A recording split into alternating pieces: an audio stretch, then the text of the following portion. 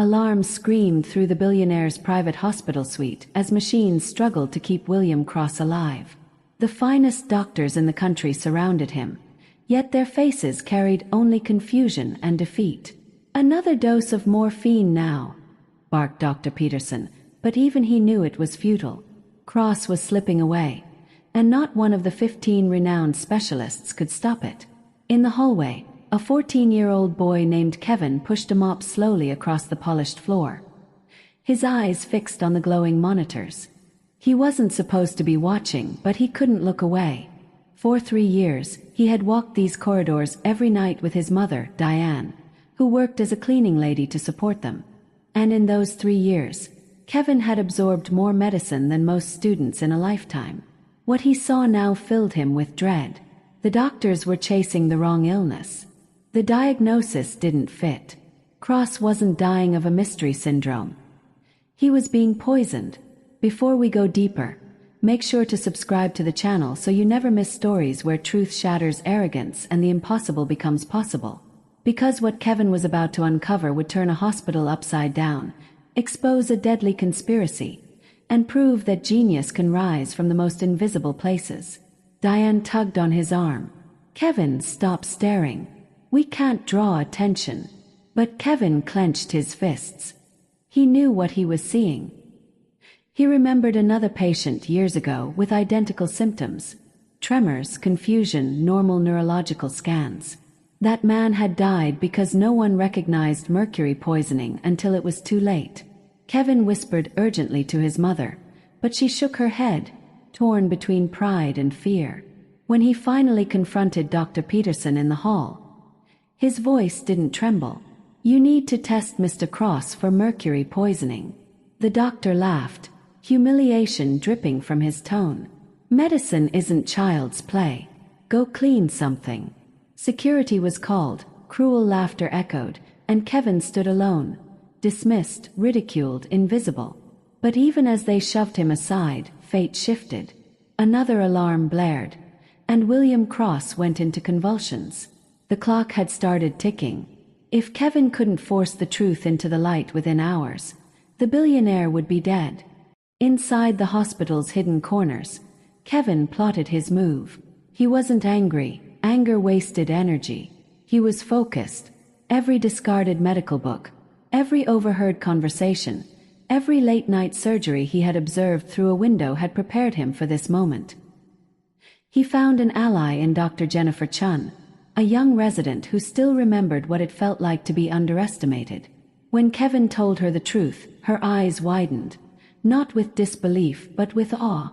The boy's memory was flawless, his reasoning sharper than the attending physician's. He laid it out. Cross wasn't dying from disease. He was being poisoned through his own personal items. Products laced with organic mercury, toothpaste, aftershave, medicine. Someone was killing the billionaire slowly, right under the doctor's noses. Dr. Chun hesitated only for a moment before nodding. "What do you need me to do?" Together they worked in the shadows, gathering records, examining Cross's belongings. And then Kevin found it. The billionaire's imported toothpaste glimmered with a faint metallic sheen. Using a small spatula, Kevin scraped a sample into a sterile container. His heart pounded, not from fear but from certainty. The answer was in his hands. But before he could act, the door creaked open. Dr. Peterson stood there with 2 security guards, rage radiating from his face. "What's this? Evidence?" he sneered. Kevin didn't flinch. "Yes, if you test it, you'll find lethal mercury. If I'm wrong, I'll walk out and never speak again. But if I'm right, then you'll have to explain how a boy saved a billionaire when 15 doctors failed." Silence filled the room. Peterson's smirk faltered. The boy wasn't bluffing. With reluctant irritation, he ordered the test. And Kevin waited, calm but unshakable, knowing the truth would soon crack the arrogance that had blinded them all. 2 hours later, hospital's hidden the results corner shattered the Kevin plotted pride. His move. Positive he wasn't for organic mercury, anger wasted energy, lethal levels. He was focused. Gasps rippled every through discarded medical book. Peterson's overheard face conversation. was pale stone. Every Kevin late-night stepped surgery forward, he had voice observed steady. through a window had Begin prepared him treatment for with this moment. dimercaprol immediately. He found an 50 ally in Dr. milligrams Jennifer per Chun, pound.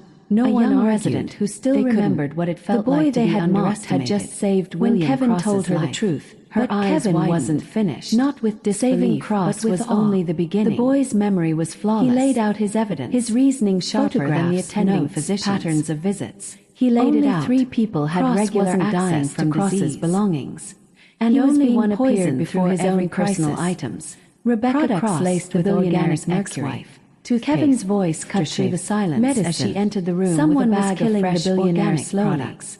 Right Mrs. under Cross, the doctor's where do you noses. buy these? Dr. He Chun asked hesitated politely, only though for the a steel moment in his before eyes nodding. betrayed him. What do you He need froze. me to do? The bag slipped. Together they worked For the in the first shadows, time, she gathering realized someone records, had been watching, examining not the Cross's doctors, belongings, not and the then security. Kevin found it. Boy, The billionaire's no one imported noticed. toothpaste Kevin's glimmered phone with a lit up faint with metallic proof. sheen. Photos of Using her a small purchases, spatula. her visits, Kevin even a recording recording of her sample into tampering a with sterile Cross's container. toothpaste. Gasps His heart filled the pounded, room as he laid not out from motive fear, and but method. from certainty. Billionaire The answer inheritance, was in his hands. access to But chemicals before he through could her act, work. the door A perfect creaked plan. open. Until Dr. the Peterson invisible stood boy there she with 2 dismissed security saw guards. everything. Rage Rebecca radiating tried to from his deny face. it, but her What's trembling this? hands betrayed Evidence. her. He When sneered. security cuffed Kevin her and the didn't police were flinch. called, Yes, Kevin stood if you quietly test it, in the corner, you'll find lethal not mercury. triumphant but resolute. If I'm wrong, he had I'll turned walk out and never invisibility speak into again. power. But if I'm and the right, world would never then you'll ignore have to him explain again. how a boy saved a billionaire when 15 doctors failed. Silence filled the room.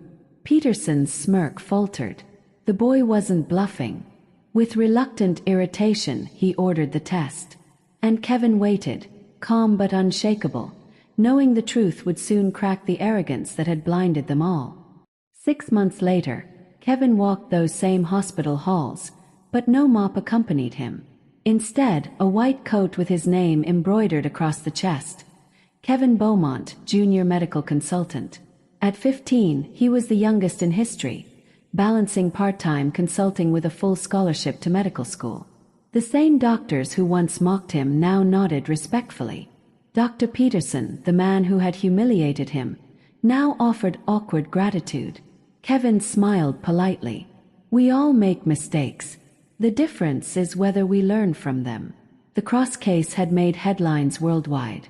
Boy genius saves billionaire, exposes attempted murder. Universities fought for him. Talk shows praised him. William Cross, forever grateful, created a $100 million fund for overlooked children, those invisible prodigies society ignored. Diane no longer scrubbed hospital floors. She coordinated that program, proud of the son she always knew was different. Rebecca Cross sat behind bars, her words, "I didn't even see he existed," turning into a viral symbol of prejudice exposed. Kevin remained humble, reminding everyone that brilliance is not about age, color, or class. It's about access, opportunity, and the courage to speak when others try to silence you. And so the boy once invisible became a legend, not for seeking recognition, but for using knowledge to save lives and reveal truth. His story is proof that sometimes the world's greatest power lies hidden in those no one notices, until the day they can no longer be ignored. If this story has inspired you, remember to subscribe to the channel for more powerful narratives that prove greatness often hides in the most unexpected places.